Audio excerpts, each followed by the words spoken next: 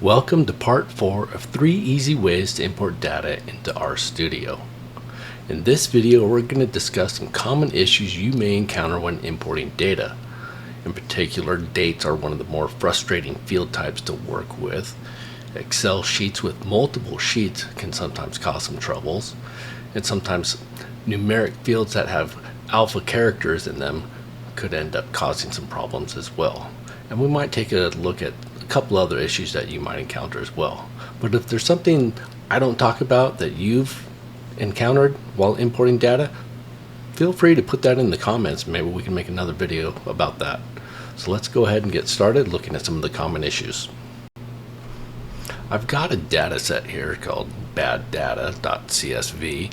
It's got a mix of different date field types and a couple other issues in some of our variables. So we're going to go ahead and use the import wizard to get this started. So you can see we've got 3 different date types here. One of the easiest ways to deal with dates is to fix it when you're doing the import.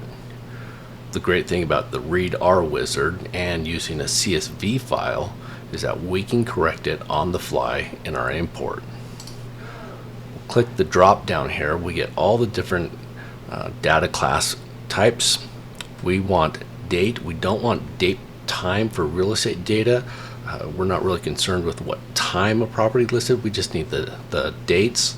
If your data comes with a time, I would encourage you to find a field type that doesn't have the time in it. Your MLS or data provider might have a field that's got a time associated with it, and those we can deal with those as well, but they're less difficult to deal with if they don't have the time, if we just have the dates.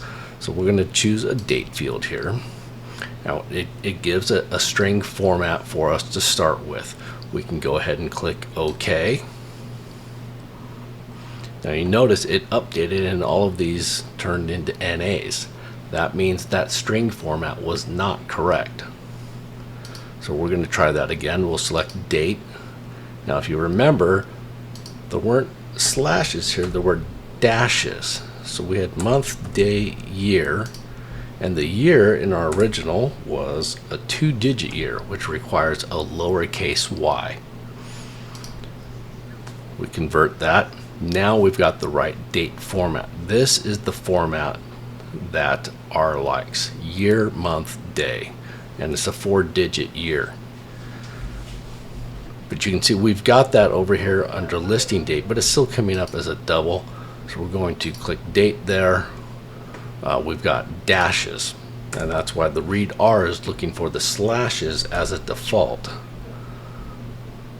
So we will convert these. Sorry, we didn't need that one there. We need to put it up front, a dash. Click OK.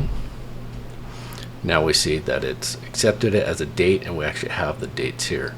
We've got one more, this pending date field. It's got slashes, but we've got month, day, year. So we're going to select date. We've got month, day, year. That looks like that's the correct format. We're going to click OK. Great. It saved all of those as dates. And I'll give you guys a little pop-up window that's got some of the formats for those. Now I've got another field where the selling price has a $sign. The $sign converts that to a character field. We don't want any numeric fields to show up as a character field. They won't work right when we try to plot those, try to run formulas on them, equations on them, what have you. It will cause problems later on. So we can fix that in our import. And with read R, it's very simple. We just convert that to numeric, and it will just strip that $sign and save it as a numeric field. See, now we've got a numeric field. That looks great. I don't think we have any other issues in here. These doubles are okay. They'll still work correctly. Our character fields are okay. Everything else looks pretty good. Now we can go ahead and import this, but before we do, I want to copy this clipboard as well. So I've copied what's in our code preview, but I'm going to import anyhow. So here's our bad data. Now I have 242 observations of 28 variables, same as what we've been using in the past. We just changed some formats there, but let's take a look at that. Now when that imported, these are now of a date class. That is perfect for using in our plots and our equations later on. And our selling price that had the $ in it, that came in as a numeric field. That's perfect as well. That takes care of a couple issues right away. We've headed it off, nipped it in the bud. Now, you saw I copied that clipboard, so we could save this. I just pasted in that code. And I'm gonna hit enter here. Whenever there's a comma, we can hit enter and move that down to another line, just so we can see it a little bit better. We've got a lot of extra spaces here. Let's just get all this stuff lined up correctly. We're going to delete that, then hit enter. Delete that, and then hit enter. So now we can see here's a clean set of code.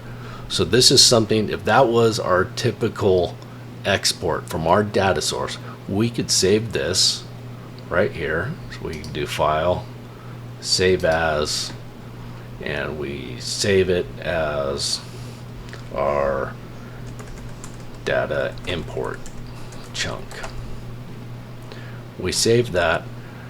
We could always find that file, copy this chunk out of there, and paste it in for any future projects that we work on. But we're going to save this as bad data 2, just so you can see that the import works just as well as running the wizard. We'll click run on that. Now we have bad data 2, and we've got our selling dates are in date formats, our prices in numeric formats. That's perfect. That's one of the easiest way to handle dates. Now where we run into issues with that, let me open the file tab again. I'm going to import this Excel file. Excel has their own unique date fields. We're going to convert this to date. It doesn't give us an option for the format. We've got double here. We're going to change that to date. It did change that to a date. That's great. Same with this here. It's listed as a double, as a numeric. We'll change it to date. Came in as a date. And you can see we've got all this text here. We can copy that. We'll import. Let's review our character data classes. All of the dates came over as POSIX CT. That is specific to Excel. So it doesn't get us into the date format right away. And this POSIX CT will work with some plots, but we really want to get out of that and get into a date data class. And would have to do that with some additional code after importing. But you can see here, you could save this and at least get that data imported as POSIX CT, because there's a lubridate package which will easily convert that back into a date class of data class. But you can see how the code for Excel is slightly different than for this CSV. The Excel has to go through and label every single column or variable that we are going to import. On the CSV files, we can specify the columns or variable fields by name. We don't have to list all of them in order. So it's just another reason I like working with CSVs. The other issue we run into is when working with an Excel file that has multiple sheets. I've got an example here which has our same data on our sheet 1, but on sheet 2 you can select the sheets with this drop down. The default will just go to sheet 1, so you can select sheet 1, select sheet 2. In sheet 2 you can see we don't start at cell A1. We've got some columns with no data in it, a row with no data in it, and then some scratch notes that are thrown around here, which kind of throws off the import as well. So there's a couple ways we can handle this. We have this skip feature, which we can say skip 1, and that will skip the first row. Now at least we have the correct headers at the top here. And we can add in the max rows. I know I've got 15 rows here. We can add that in, and that corrects the data. And you can see the wizard writes the correct code, so we could use that. If that's something we use on a regular basis, you might have an export where you save a different portion to another sheet in Excel. That's fine. You can get the code here, get that worked out, and then import it every time. The only problem with this max rows is you may not catch it all if you get different number of observations on each export. Same thing with using the range, which is our other option here. Change that back to skip 0, get back to our original. So we can specify here that we want to use, B3, which will skip the first one. It assigns the second row as the header and then begins the data with row 3.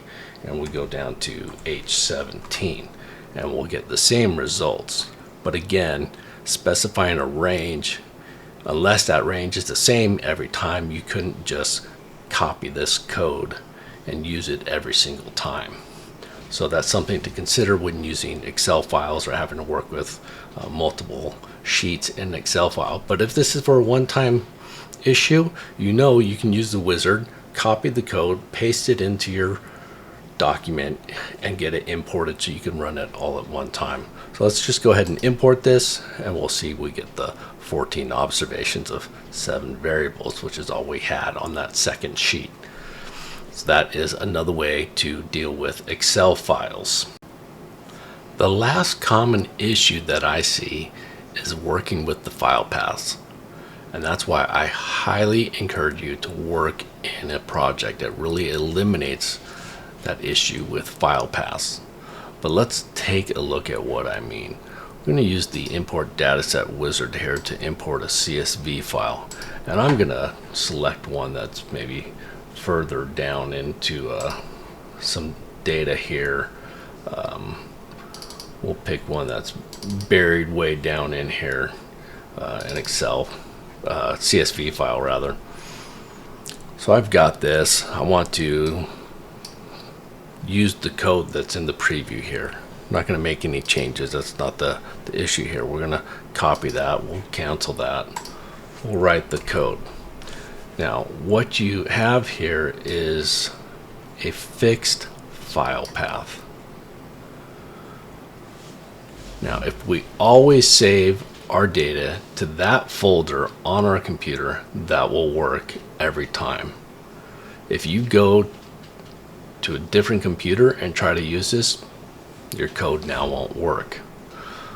So a relative file path won't be fixed with this. It will start with where this document is saved. If you're in a project, it will use the relative file directory of the project. So this code will work. It will import a data set, but let's see if we want to use a relative file path. And what we're going to do here is import a data set that's in this folder here. What I'm going to do is I'm going to start off with the code for this one here.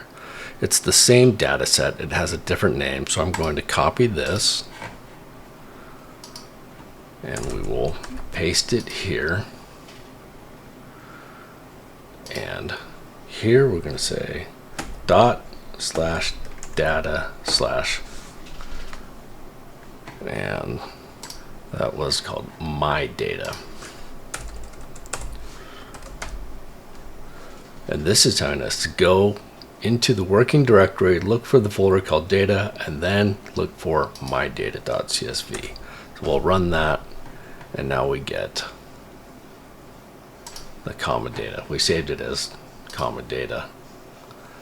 Should have saved it as my data. We can do that as well. It will come in as my data. You can see that it's the exact same data set, 242 observations of 28 variables. If we click it here and import, we will see that it is, again, came in as my data, 242 observations of 28 variables. So this relative file path we can use. So that's a common issue that I see is you try to use this on a different computer and it's a fixed file path. It's looking for a location that is not on the other computer. So just be aware of that. It's easy to fix with some relative file paths, but even there you might run into some issues. And again, that's why I recommend sticking with projects in RStudio. I hope this information was useful to you. If it was, I ask that you subscribe so you can keep getting tips and techniques from this channel, and hopefully we can improve your skills as an appraiser, as a real estate agent, or someone working in the real estate industry. Thanks again for watching this series, and if you have any tips or questions about importing data into RStudio, please post those in the comments. We'll respond to those and see if maybe we can get another video built on any of those suggestions. Thanks for watching.